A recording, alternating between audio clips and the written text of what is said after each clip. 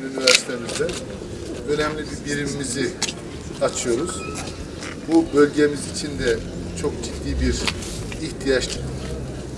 Depremden sonra hastanemiz faaliyete geçti.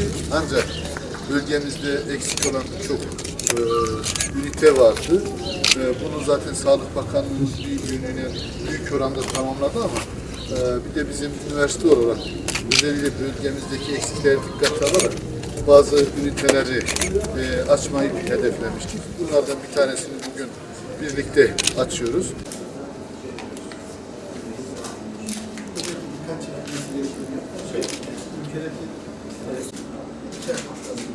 Merkezi bir konumuz var.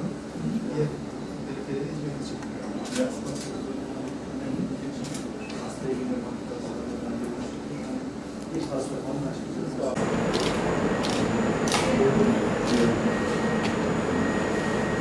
Yine bugün Tıp Fakültesi Hastanemizin önemli bir bölgemize katkısı için buradayız.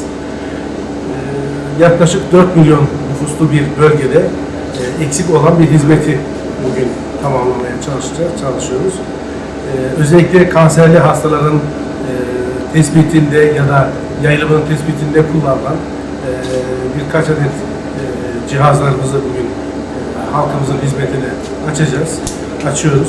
Ayrıca bir de özellikle bu batır kanseri olan, tiroid bezi kanseri olan hastaların tedavisinde kullanılan özel bir yöntem var.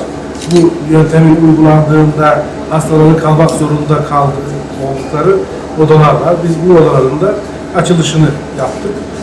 Halkımızın hizmetine sunacağız. Hayırlı uğurlu olsun diyorum. Yaklaşık bir yıllık hazırlık döneminden sonra nükleer tıp fakültemizi faaliyete geçirdik.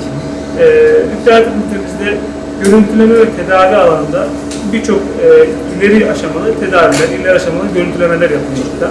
Daha önce hastalarımız özellikle pozitron emisyon tomografisi dediğimiz PET-CT, yani kanser taramasında kullanılan cihazımızlar için film çektirmek için hastalarımız Erzurum, Diyarbakır gibi iki uzak il merkezine gitmek zorundaydı. Artık biz bu ünitemizi açıldıktan sonra özellikle PET-CT filmi için hastalarımız Erzurum ve Diyarbakır'a gitmek durumunda kalmayacaklar. İlimizde bütün hizmetten yararlanabilecekler. Biz burada ünite olaraktan PET-CT haricinde bir de SPECT-BT cihazımızla, sintigrafi cihazı halk arasında birbirine hastalarımıza sintigrafi çekeceğiz. Bu birçok hastalıkta kullanılan tiroid bezinde, kemik sintigrafilerinde, kalp görüntülemelerinde kullanılan bir cihazımızdır. Ayrıca da bazı kuratör hastalıklarının burada tedavisini ve teşhisini bu cihazlarla sağlamış olacağız. Hastalarımıza hizmet vermeye devam edeceğiz.